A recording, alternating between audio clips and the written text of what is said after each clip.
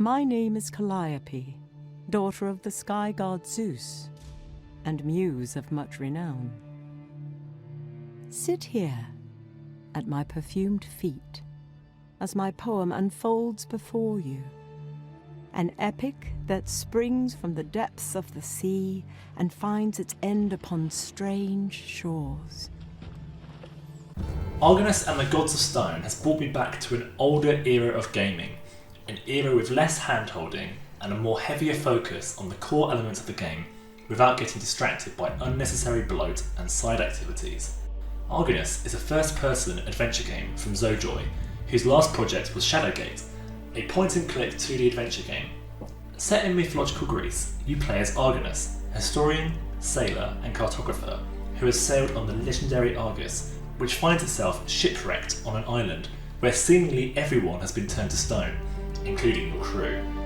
From there on, the game presents a retro-feeling puzzle/adventure game that takes the best parts of a traditional point-and-click game and puts them on a 3D plane. The island is filled with Greek mythology, with a range of highly recognisable monsters, myths, and famous locations. I enjoyed it, and the game keeps the references coming until the very final moments of the game. The general formula is to assess an area, figure out how to move on to the next area, then advance. This very quickly becomes harder than it may seem, with each area requiring various degrees of backtracking, depending on the puzzle conditions, your looking skills, or usually a mixture of the two. The word backtracking conjures up negative connotations, but actually I got a lot of enjoyment in revisiting old areas and discovering that an area that seemed to serve no purpose was actually laying the seeds for a puzzle further down the line. In particular, seeing the late game areas from the starting zone is something that I love in games that is rarely explored these days. This baked in backtracking that is essential to move forward is fun, but the game also presents a lot of potential booby traps that will land you in a lot more backtracking than you may be comfortable with. Sometimes a puzzle can be solved fairly easily because it requires an item you already found earlier, and you move on, happy, blissfully unaware of other people playing their copy of the game, tearing their hair out because they didn't happen to find said item, and spend the next half an hour sifting through every corner of the map to find what they need. Admittedly, this only happened to me once in the early game, and then once more right at the end, but there were several items I found through sheer luck that would have been very difficult to find otherwise. This is because after the first time I couldn't find an item, I had mostly learnt my lesson, and from there onwards I would methodically scan everything every time I entered a new room or area in the game, keeping a mental log of anything that seemed like I would need to return to later. Once I had that tactic nailed down, the game opened up to me, and I really started to enjoy it as the pace of figuring out puzzles became much more rapid. I will add that the finding of objects in this game is far more forgiving than other adventure games I've played, which is absolutely a good thing for me. For full disclosure, I am not an expert in adventure games, so this could well be something a more seasoned player may immediately get to grips with and won't have the same learning curve as I did.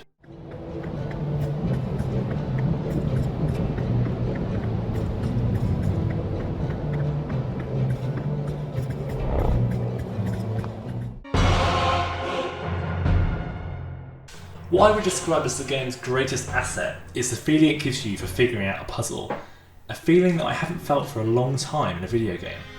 Sure, I have solved plenty of puzzles in games over the years, but I didn't realise that I had been deprived of this particular type of puzzle solving thrill until playing through Argonus. The game as a whole could be viewed as one gigantic standalone puzzle, as there is no puzzle in the game that feels isolated. Everything you do in the game bleeds into the next challenge. Every step you take is progressing the bigger picture the whole time. And there is a bigger picture, which slowly unfolds the more you play. This gives a hugely gratifying sense of progression and mystery. It's hard to stop playing once you're on a roll. Of course, this comes to a halt occasionally if you can't find the item you need. The story is well told. There is a mystery and a sense of uncertainty that I won't spoil that you will want to finish the game for. For the entire game, you're essentially a detective, following a trail of clues around the island to find out who the villain is, and their motives. You meet various gods along the way who will aid you in your quest, in exchange for you helping them. Each god has a distinct personality, and I always enjoyed entering a new area to be presented with the next conundrum. It's not a complex story, but it is engaging. Unfortunately, while the ending did pay off in some sense narratively, it also falls a bit flat, which is a shame, especially since towards the end of the game there is a certain build-up that doesn't end up landing where I hoped it would. Look about you. You may seek them, but they will not be found. They have deserted me, forsaken me in this darkest of hours. And who has set loose the scourge that you have borne witness? Athena's puppet, the son of Danae and Zeus himself. The player is armed with a limited control set, which is a blessing in disguise, a blessing you'll come to appreciate as you continue through the game. Unlike Shadowgate's intimidating series of menus, wheels and commands, Argonus keeps things refreshingly simple. A hollow circle on an object means you can examine it with a left click. A filled-in hand means you can take an object with a right click, and a hollow out hand means that the object can be interacted with if the correct item is used on it. The system keeps every puzzle, no matter how head-scratching, a mostly pleasurable experience, where it is made immediately clear which objects are interactable and which objects require an item you may have picked up from before. The best thing about interacting with objects, though, is the fantastic narration that goes alongside every single interactable item. This narration is really high quality, and most impressive is the sheer volume of lines of dialogue that must have been recorded. Having this level of detail for every object brings the world to life and makes even mundane objects that have no right to have their own unique line interesting and part of the world. In contrast to the fine statuary on this isle, this table is poorly constructed. The sailor braces for retribution, but none appears. The seeresses merely sit in silence. The narration helps hide some of the rougher edges of Argonus. Graphically speaking, character models, faces in particular, and certain objects are fairly subpar, but really the most obvious flaw is the animation work, which, save the odd scene, is clearly very basic. On the other hand, the game's world, map and environments are really nicely crafted, and adhere well to the retro Greek aesthetic the game is going for. There were quite a few moments that were breathtaking, one example being right at the beginning of the game, where Talos, an enormous bronze colossus, can be seen walking across the sea to another part of the map.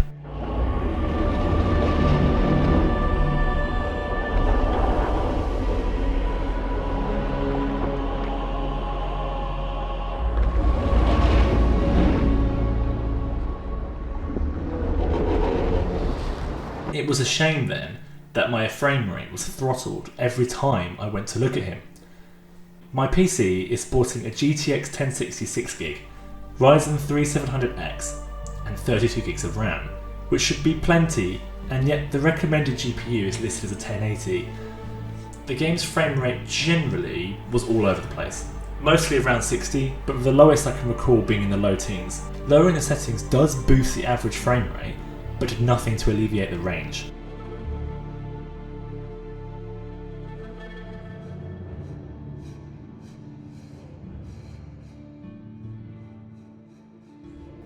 The game is generally without bugs, but there was one time in the game where I did have to restart because my character found himself being flung very high into the air and unable to get back.